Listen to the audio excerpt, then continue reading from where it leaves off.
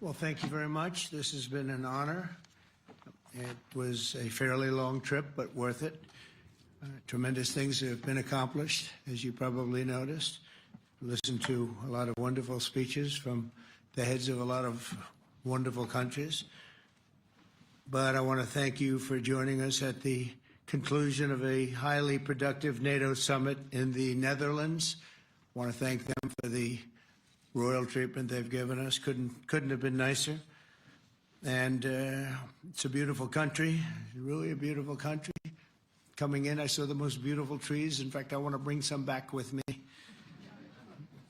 I want to also thank, I had breakfast this morning with the King and Queen, and they're incredible people.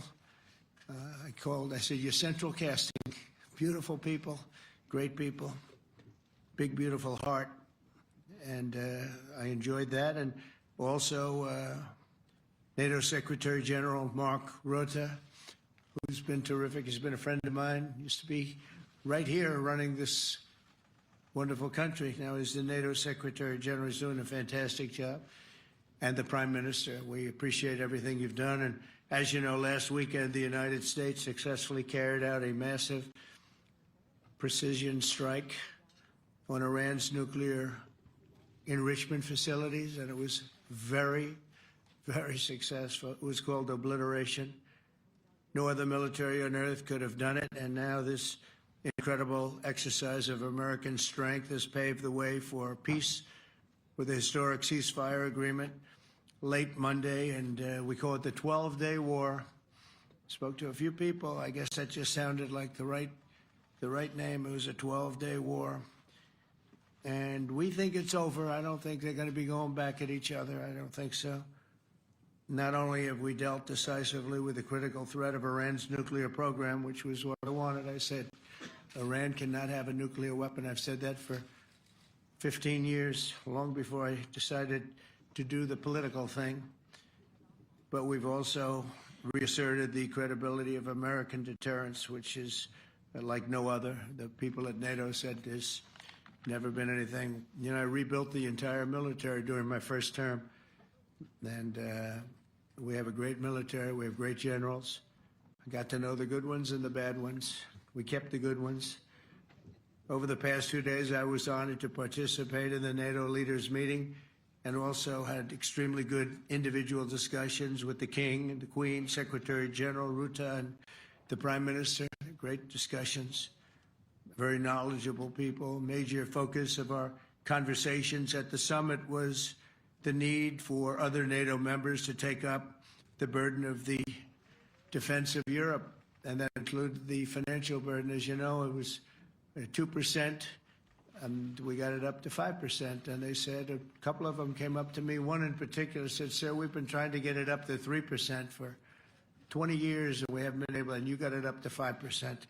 So they're going to be, most of them, I guess almost all of them, are going to be contributing now 5%, a number that people are surprised at, but you need it today. The United States accounts for 2/3 of all NATO defense spending, and since I began pushing for additional commitments in 2017, believe it or not, our allies have increased spending by $700 billion. I said to people, you don't have any money, and a lot of them weren't paying. And so I started the process, and I picked it up as soon as I got back, which is 6 months ago. And following my election last November, almost all have accelerated plans to reach the 2%, 3%, 4%, and then ultimately, very quickly, 5%. And all of this is going to be done very quickly, almost immediately. You probably know this as well as I do. I'm sure they've been talking about it. It's really been a big focus. In a very historic milestone this week, the NATO allies committed to dramatically increase their defense spending to that 5% of GDP, something that no one really thought possible. And they said, you did it, sir, you did it. Well, I don't know if I did it, but I think I did. This will be known as the Hague Defense Commitment, which is pretty good, pretty appropriate. When the allies reach this number, it will add more than $1 trillion a year. Think of that, $1 trillion per year to our common defense. And this is a monument really to victory, but it's a monumental win for the United States, because we were carrying much more than our fair share. It was quite unfair, actually. But this is a big win for Europe and for actually Western civilization. For years, past administrations failed to get most allies to contribute even the 2%. I remember when I came here, we had 4 countries that were up to 2%, and I remember Poland was there. A couple of them were there, but most of them were. We had 28 at the time. As you know, it's increased a little bit, and they've agreed now to more than double their budgets in all cases. And Europe stepping up to take more responsibility for its security will help prevent future disasters like the horrible situation with Russia and Ukraine, and hopefully we're going to get that solved. Last week they lost 7,000 soldiers, mostly soldiers, but they're also getting hit in Kiev. They're getting hit in some of the towns also. And that means life. Life is disappearing also in the cities and towns. Should have never happened, would have never happened if I was president. I said it 1,000 times, and it never did happen. It's never even thought about. But it's vital that this additional money be spent on very serious military hardware, not bureaucracy, and hopefully that hardware is going to be made in America, because we have the best hardware in the world. You saw that, where 14 missiles were shot at us the other day, and they were very nice. They gave us warning. They said, we're going to shoot them. Is 1 o'clock okay? They said, it's fine. And everybody was emptied off the base, so they couldn't get hurt except for the gunners. They call them the gunners. And out of 14 high-end missiles that were shot at the base in Qatar, all 14, as you know, were shot down by our equipment. Amazing stuff. Amazing that they can do. It's like shooting a bullet with a bullet. It's the same thing if you think about it. 14 out of 14, and they weren't even that surprised. I said, do you do that well often? They say, we pretty much do, sir. The Ukraine crisis has also highlighted the urgency of rebuilding our defense industrial base, both in the United States and among the allied nations. We cannot afford to be dependent on foreign adversaries for critical minerals. And as you know, we made a deal with Ukraine to take a vast amount of the land they have for minerals. We need it. And once again, I want to thank all of the people in the Netherlands, incredible people. It's a great place. And all of the NATO allies for the tremendous summit that we just had. A letter just came in, and a statement came in from the Atomic Energy Commission of Israel. And I just wanted, this is an official letter, and they're very serious people, as you know. The devastating U.S. strike on Fordo destroyed the site's critical infrastructure and rendered the enrichment facility totally inoperable. It was devastated. We assess that the American strikes on Iran's nuclear facilities has set back Iran's ability to develop nuclear weapons for many years to come. This achievement can continue indefinitely if Iran does not get access to nuclear material, which it won't. It's so sad that that whole thing had to go. But I just want to thank our pilots. You know, they were maligned and treated very bad, demeaned by fake news CNN, which is back there, believe it or not, wasting time, nobody's watching them, so they're just wasting a lot of time, wasting my time. And the New York Times, they put out a story that, well, maybe they were hit, but it wasn't bad. Well, it was so bad that they ended the war. It ended the war. Somebody said in a certain way, you know, that it was so devastating, actually. If you look at Hiroshima, if you look at Nagasaki, you know, that ended a war too. This ended a war in a different way, but it was so devastating. Also, they have, out of Dubai, just came that Iran's foreign ministry spokesman, this is Iran's foreign ministry, says its nuclear installations were very badly damaged by the American strike. So what bothered me about these reports were fake reports put out by the New York Times, failing, I call it the failing New York Times because it's doing terribly. Without me, it would be doing no business at all. But, and by fake news, CNN and MSDNC, all of these terrible people, you know, they have no credibility. You know, when I started, they were at 94% credibility, the media. Now it's at 16%. And I'm very proud of it because I've exposed it for what it is. But when I saw them starting to question the caliber of the attack, was it bad? Well, it was really bad. It was devastating. They were obliterated. In fact, you can't get into the tunnels. They just put that over. That just came out. They can't. There's nothing. There's no way you can even get down. The whole thing is collapsed in a disaster.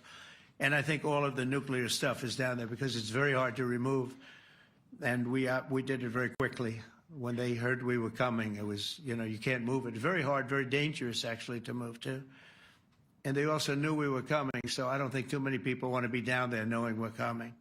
With the bunker busters, as we call them, we're the only ones that have them. We have the best equipment, best nuclear equipment, and we have the best equipment in the world. And by the way, we can't forget our submarine, which was out there, submarines actually, but submarine was out there. We shot 30 rockets into an area, every single one of them. I think it was almost 400 miles away, I think, Pete, right?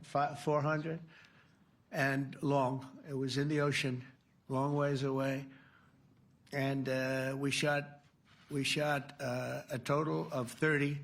Every single one of them hit within 9 inches from where it was supposed to be. It took out a lot because we didn't do just Fordo. We did 2 others in addition, which hadn't been completely destroyed.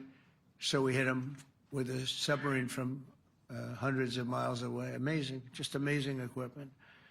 Greatest submarines in the world. Nobody's even close. They're 20 years behind us when it comes to submarine technology.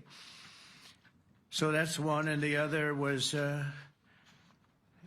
from the Atomic Energy Commission.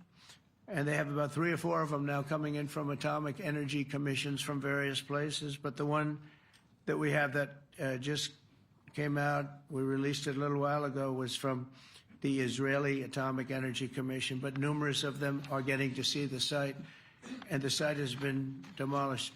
And again, we had these brave patriots, these incredible flyers, these people that can fly a plane better than anybody can fly a plane, going into very hostile territory, flying into the territory that has got more missiles and things pointed at it, but it was very stealth. They didn't get to see it. It was dark. That's the amazing thing about the shots. They hit the shots perfectly, and yet it was dead dark. There was no moon. There was no light. It was virtually moonless. It was very dark, and the shots were hit perfectly. But when they get demeaned, and they were very upset about it because they knew how strong it would be. Back in Missouri, the pilots flew about 36 hours, 2 ways, far distance, and in those incredible B-2s. And we then had the F-22s, and we had the F-35s, and we had other planes, and we had, I think, a total of 52 tankers. That means the big tankers, because the refueling was a lot for all of the different planes that we sent. Incredible operation, and I have to say, General Raisin Cain was incredible. That's why he beat ISIS, and we beat ISIS in a matter of weeks.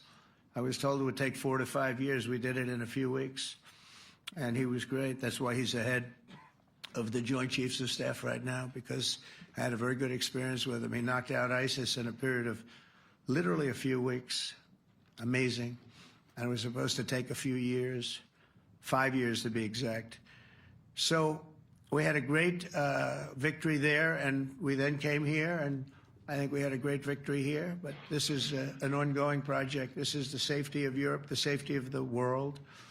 And they've raised it from 2% to 5%, something which nobody, and you're talking about over $1 trillion a year. So we're talking about a lot of money from coming in from countries that were not paying nearly enough to be effective. So I have, as you know, Marco Rubio with me, and Pete Hegseth, Secretary of State and Secretary of War. Should we say Secretary? You know, it used to be called Secretary of War. Maybe for a couple of weeks we'll call it that because we feel like warriors. It used to be called Secretary of War. In fact, if you look at the old building next to the White House, you can see where it used to be Secretary of War. Then we became politically correct, and they called it Secretary of Defense. I don't know, maybe we'll have to start thinking about changing it, but we feel that way. Do we have any questions, please? Wow. That's a lot of questions. Who's a nice person? Oh, you're not a nice person, but I'll let you ask one. Go ahead. What's he going to ask? He is not nice at all. I know him well. Thank you, Mr. President. Yeah. Thank you for taking the time before flying home.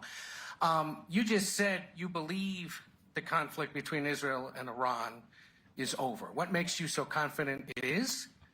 And what do you do if it isn't? Because I dealt with both, and they're both tired, exhausted. They fought very, very hard and very viciously, very violently, and they were both satisfied to go home and get out. And can it start again? I guess someday it can. It could maybe start soon. I think a big telltale sign was when, as you know, Iran somewhat, by not much, violated the ceasefire, and Israel had the planes going out that morning, and there were a lot of them, 52 of them. And I said, you got to get them back. And they brought them back. They didn't do anything. They brought them back. It was very good. I thought it was amazing, actually. They have fought a hell of a war. They fought very hard. I think the war ended, actually, when we hit the various nuclear sites with the planes. And I just hope you people can give these pilots, these are the best pilots in the world. They're the best shots in the world. They call them shots. That's what they are.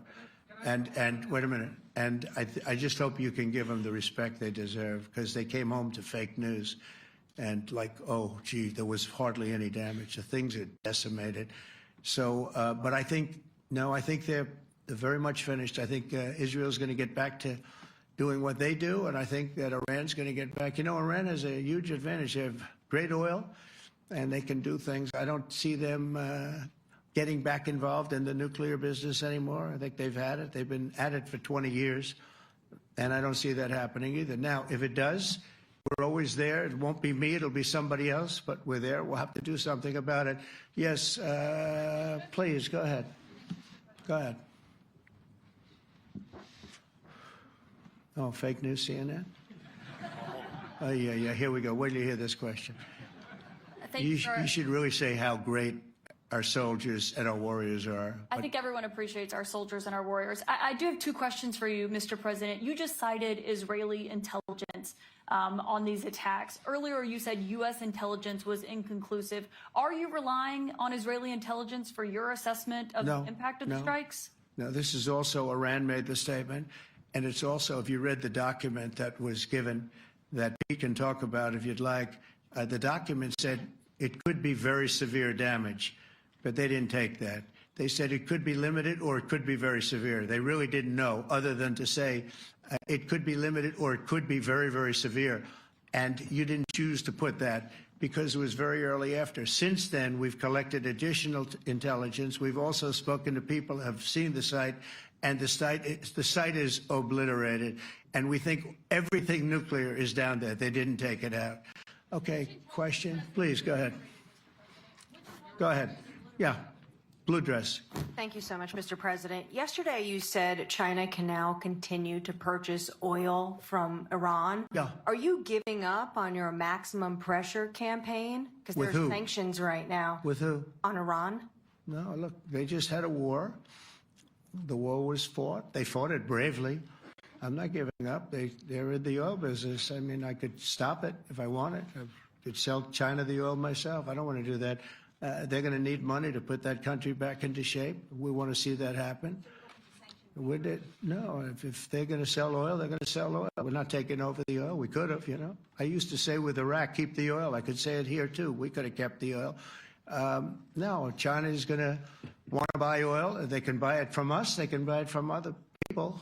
But you're going to have to put that country back into shape. It desperately needs money. Yeah. Yeah, please. Here we go. I'm picking the beauties today. Go ahead.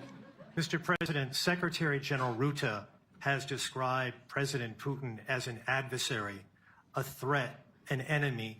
Do you view him the same way? And in addition to that, you mentioned General Kane, your chief of staff, the chairman of the Joint Chiefs of Staff. General Kane. Yes. He has said that Mr. Putin has territorial ambitions beyond Ukraine. Do you view that in the same way? Possible. I mean, it's possible. I know one thing. He'd like to settle. He'd like to get out of this thing. It's a mess for him. He called the other day. He said, "Can I help you with Iran?" I said, "No, you can help me with Russia." Because, you know, in the last few weeks, we took care of India and Pakistan, Kosovo, Serbia. I think on Friday we have coming in, the Congo is coming in, and Rwanda is coming in. That was a vicious war that went on, a machete war, heads chopped off all over Africa. They're coming in. We did 2 others in addition to that. Nobody's ever done anything like this. No, I consider him a person that's, I think, been misguided. I'm very surprised, actually. I thought we would have had that settled easy. I've settled 4 of them in the meantime. But he did call up, and he said, you know, he's close to Iran. He'd like to help us get a settlement. I said, no, you help me get a settlement with you, with Russia. And I think we're going to be doing that, too. Yeah, please. Go ahead, please. Thank you, Mr. President. You've made clear your position on what impact the strikes had. I wanted to ask you what is next with Iran. For instance, is there any indication from U.S. intelligence that Iran was able to move any material? No, just the opposite. We think we hit them so hard and so fast they didn't get to move. And if you knew about that material, it's very hard and very dangerous to move. It's called, in many people, they call it dust, but it's very, very heavy. It's very, very hard to move. And they were way down. You know, they're 30 stories down. They're literally 30, 35 stories down underground. You think you got it all? Oh, yeah, we think we got it. We think it's covered with granite, concrete, and steel.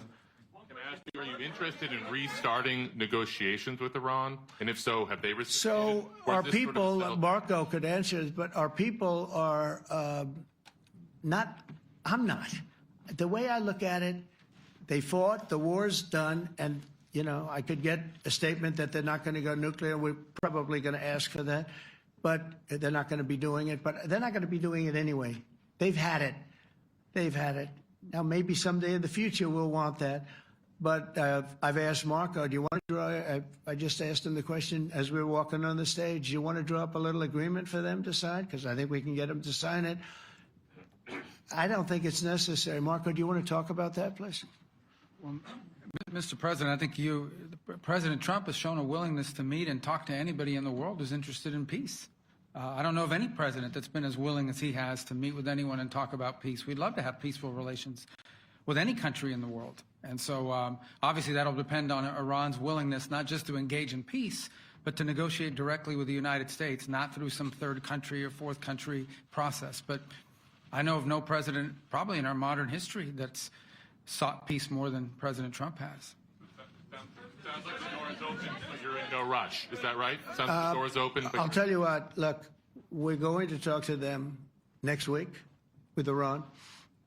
We may sign an agreement. I don't know. To me, I don't think it's that necessary. I mean, they had a war, they fought. Now they're going back to their world. I don't care if I have an agreement or not. The only thing we'd be asking for is what we were asking for before about we want no nuclear, but we destroyed the nuclear.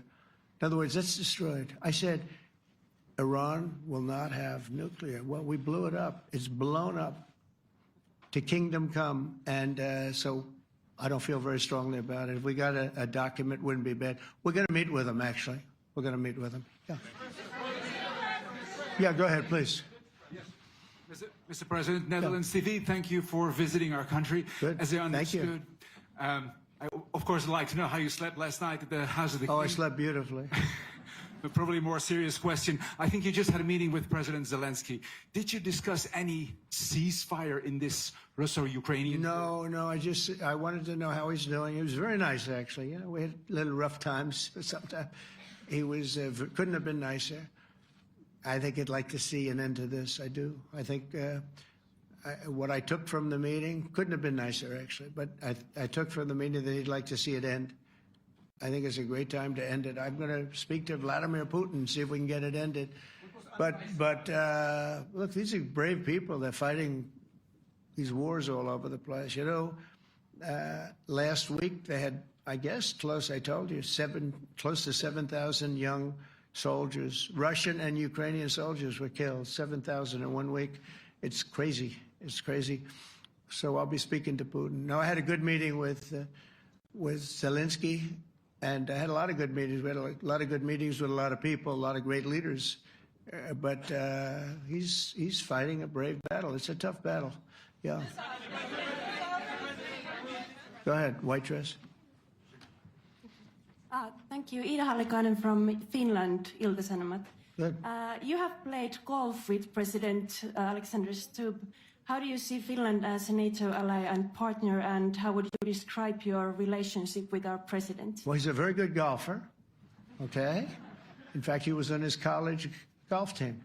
He went to a good college in the South, as you know, a very good college, and he was a good golfer. We had a good time. I think my relationship's great. I want to buy icebreakers. You know, you're very good at icebreakers. And I actually made him an offer. I didn't go to Congress. They'll try and impeach me for this. But there's an old, it's not old, it's fairly new, but it's used icebreaker. And I offered him about 1/3 of what he asked for. But we're negotiating. We need icebreakers in the U.S. And if we can get some inexpensively, I'd like to do that. Actually, they'll fix it up, make it good. Also, we may buy some icebreakers. You know, you're the king of icebreakers, that particular country. They make them good. They make them really good, and they know what they're doing. And so we're negotiating with them for about 15 different icebreakers. But one of them is available now. It's old, and it's, you know, old. It's like 5, 6 years old. And we're trying to buy it. I'm trying to make a good deal. That's all I do my whole life. My whole life, that's all I do is make deals. Yeah, please. Go ahead. Sir, go ahead.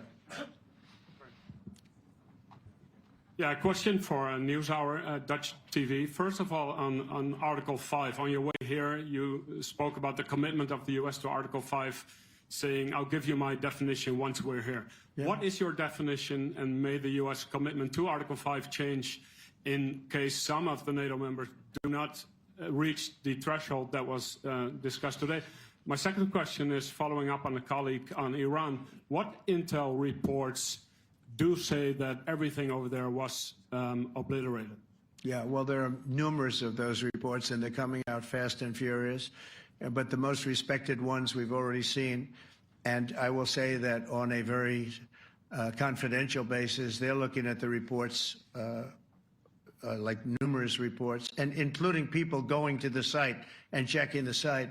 And they're going to be having, I guess you're going to be having over the next couple of days a full, you're going to encapsulate it. But no, the site was obliterated, just like I said it was, and just like the pilots should be given credit for. As far as Article 5, look, when I came here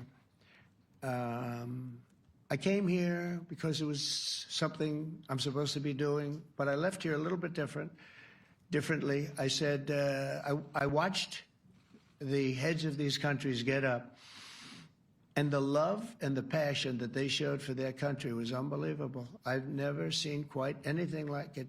They want to protect their country, and they need the United States. And without the United States, it's not going to be the same. And you can ask Mark, or you can ask any of the people that were there. It was really moving to see it.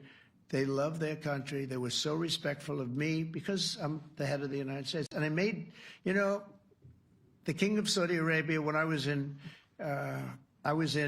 the Middle East, so I was in Qatar for a different reason, not a reason to get shot at. We were in there for economic development reasons, Qatar, UAE, and Saudi Arabia.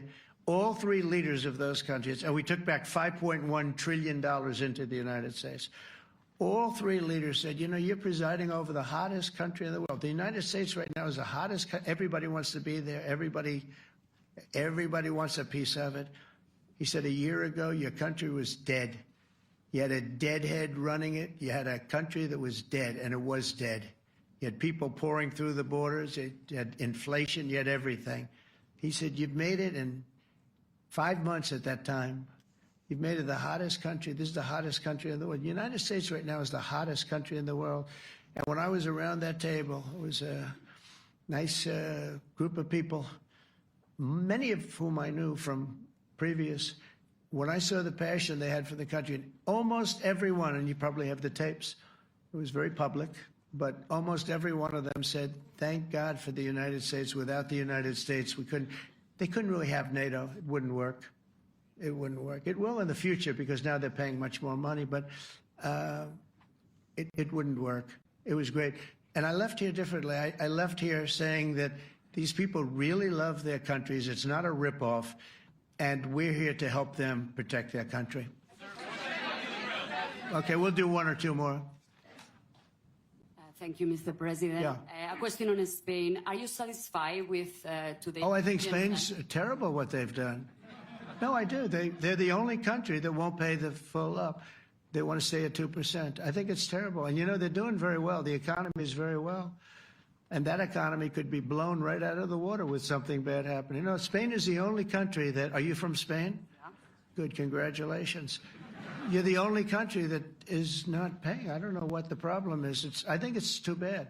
So we'll make it up. You know what we're going to do? We're negotiating with Spain on a trade deal. We're going to make them pay twice as much. And I'm actually serious about that. We're going to make Spain...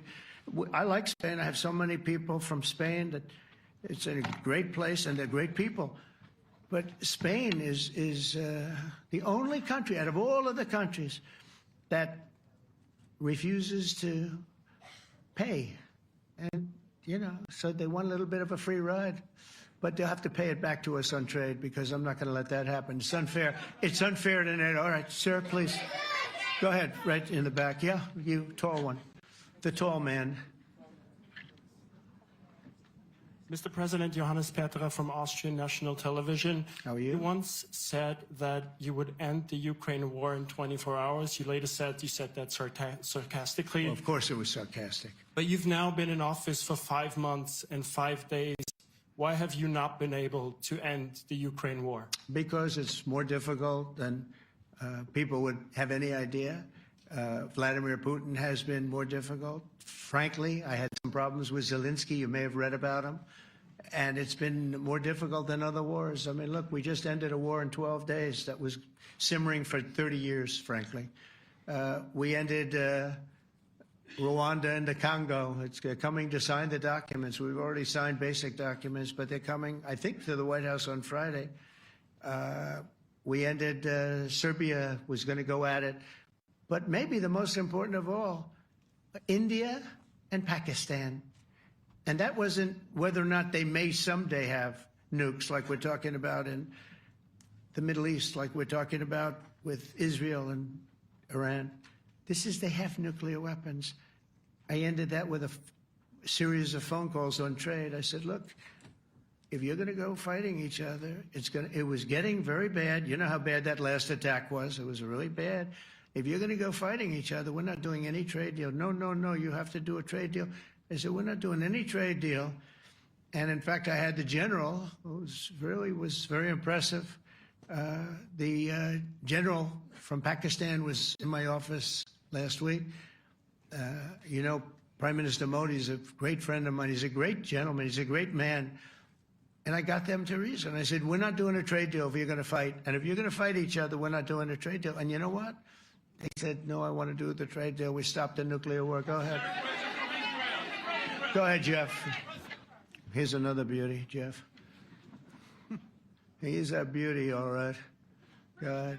Mr. President, to follow up on Ukraine, will the United States contribute any more money to Ukraine's defense this year to the $5 billion that allies are giving? And one question, you had another meeting with the Dutch opposition leader, Mr. Wilders. Can you tell us about that meeting? And are you upset about his anti-Muslim stance? I'm not upset about it. It's just his view. He's unhappy with the way things are going in this country and various countries. He was an opposition leader. And I was asked to meet with the opposition leader by the people that are running. I think they have some deal where if you have a meeting, you're supposed to meet with an opposition leader. I said, that's strange.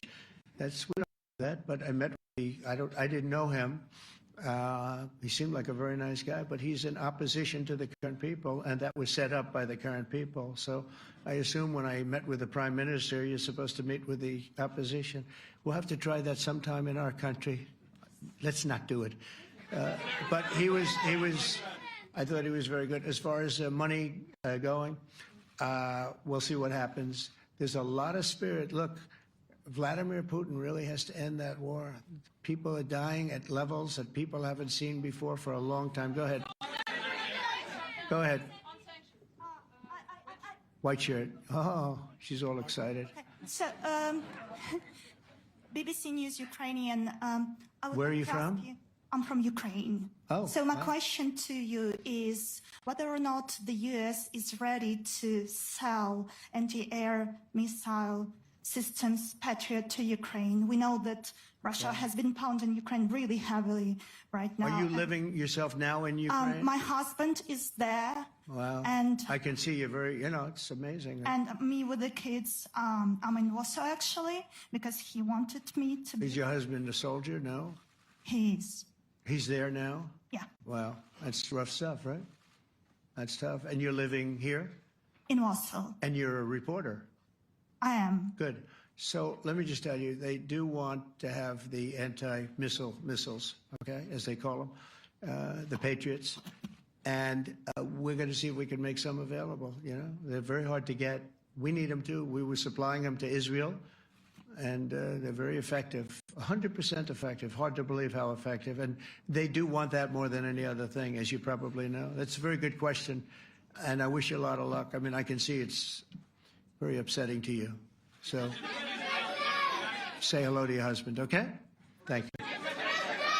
Go ahead. Thank you. Thank you, Mr. President. You were criticizing Where are you from? Bloomberg News. Oh, Bloomberg. That's wonderful. You were criticizing the Federal Reserve Chair before coming to this summit. Yeah, I think he's terrible. I was wondering if you've begun interviewing different candidates for the Fed pick. Yeah, I know within 3 or 4 people who are going to pick. I mean, he goes up pretty soon, fortunately, because I think he's terrible.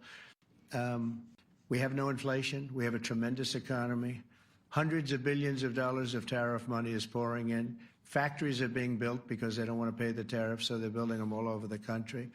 I think we're close to $15 trillion. I told you $5.1 trillion from the Middle East alone, but of investment money coming in. There's never been anything like that in the history of our country. But we have no inflation. And we have borrowing because Biden, stupidly, they did short-term debt. So we have borrowing coming up.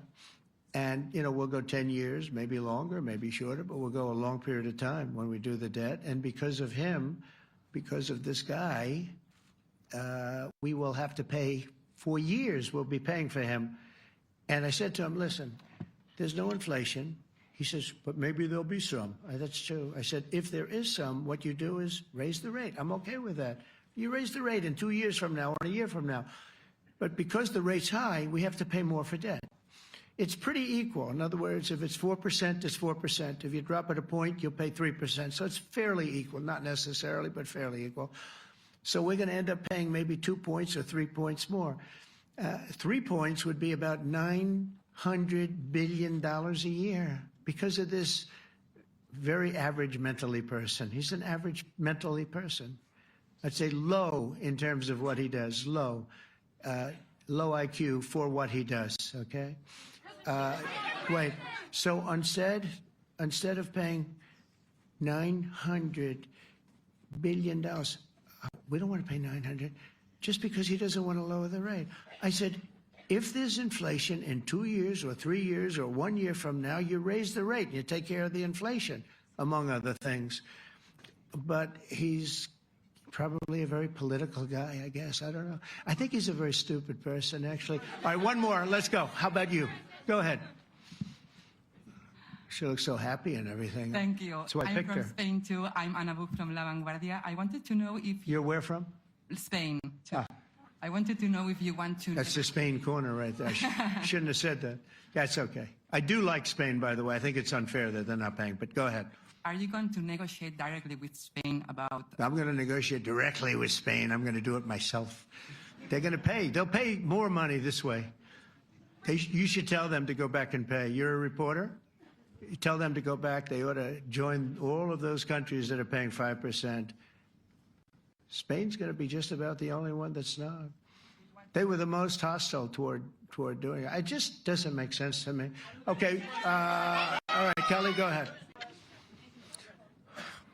Here we go. Here's another one. Hello, sir. Thank you We got them all today. Okay. So, Mr. President, you talked about expecting some on-the-ground assessments at Fordo and other sites. Now here, Is that here Israeli again. and U.S.? It's been obliterated, Kelly. It's What is your message then, sir, to the intelligence community when they present reports? You're not disputing the DIA report. You're just... They presented a report that wasn't finished. We're talking about something that took place 3 days ago. I understand that's... The report was done 2 days ago. Wait a minute. Yes. They didn't see it. All they can do is take a guess.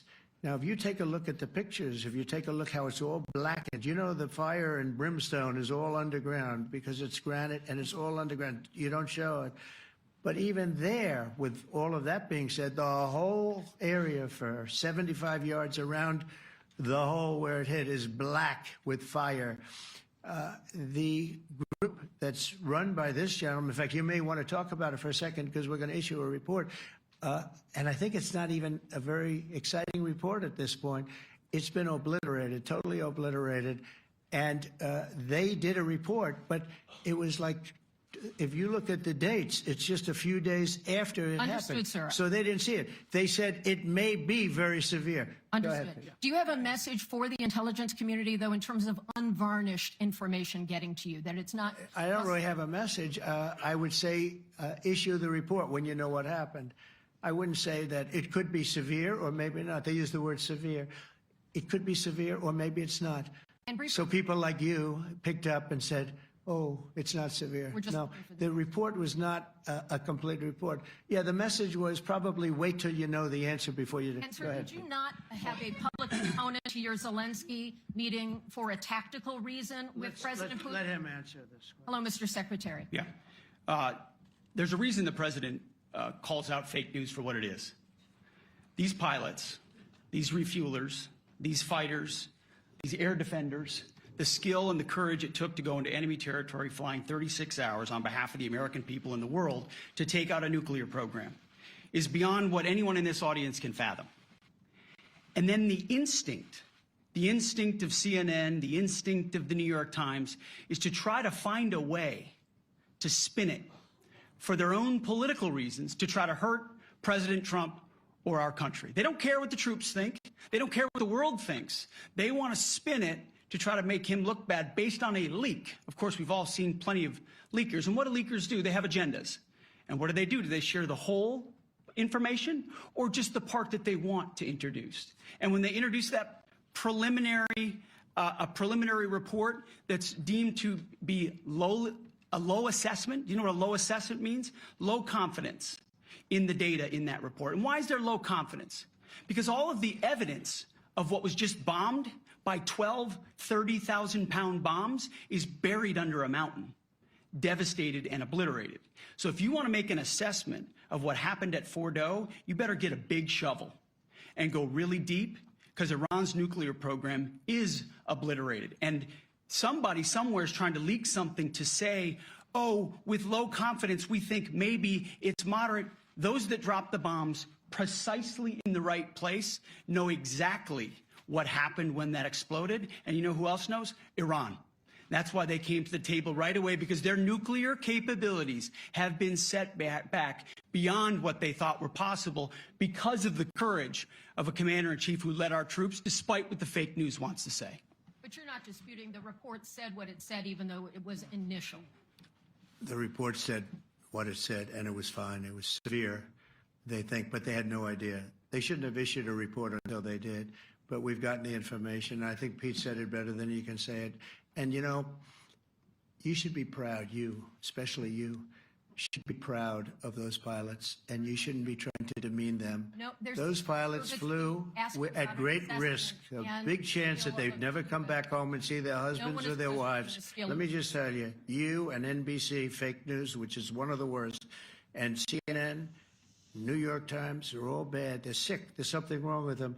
But you know what? You should be praising those people instead of trying to find some. By getting me, by trying to go and get me, you're hurting those people. They were devastated. You know, I got a call from Missouri, great state, that I won 3 times by a lot. And I got a call that the pilots and the people on the plane were devastated because they were trying to minimize the attack. And they all said it was hit. But we don't think it was really maybe hit that badly. And they were devastated. They put their lives on the line, and then they have, and I'm not referring to you, but real scum come out and write reports that are as negative as they could possibly be. It should be the opposite. You should make them heroes and heroines. You should make them really people that they were so devastated when they heard this news. And you know what they said? One of them, I spoke to one of them, said, "Sir, we hit the site. It was perfect. It was dead on." Because they don't understand fake news, because they have a normal life, except they have to fly very big, very fast planes. But it's a shame. You should be making them heroes. All right, in the back. Go ahead, back, white, yeah. White jacket, yeah. Go ahead, give him a mic. Hello. Deborah Haynes from Sky News. Good. Mark Rutte, the NATO chief, who is your friend, he called you daddy earlier. Do you regard your NATO allies as kind of children? No, he likes me. I think he likes me. If he doesn't, I'll let you know. I'll come back and I'll hit him hard, okay? No? He did it very affectionate. Daddy, you're my daddy. Do you regard your NATO allies, though, as kind of like children, and they're obviously listening to you and they're spending more, and you're obviously appreciative of that, but do you hope that actually they're going to be able to defend themselves, defend Europe on their own? I think they need help a little bit at the beginning, and I think they'll be able to, and I think they're going to remember this day. And this was a big day for NATO. You know, this was a very big day. They took it. One of the gentlemen said, "You know what? We've been trying to raise money raise the rate for 30 years," he said, 20 years, from almost the beginning. And he's been there for a long time. He said, "Until you came along, it never happened. What you did is amazing." It's been sort of an amazing day for a lot of reasons, but also for that. Yeah, go ahead. Do you think they can do it without you, though, in the future? Can they do it without? Well, ask Mark. I mean, you have to ask Mark, okay? So we're heading back. We're heading back. I want to thank these two gentlemen behind me. They're incredible people, both of them. They've done a fantastic job. And Susie's in the front, and she's done great. And Monica, thank you very much. It was quite an exciting time. And we're going to be heading back. We'll be back soon, and we'll see you in Washington, D.C. Remember this, we have the hottest country anywhere in the world. Thank you very much, everybody. Thank you.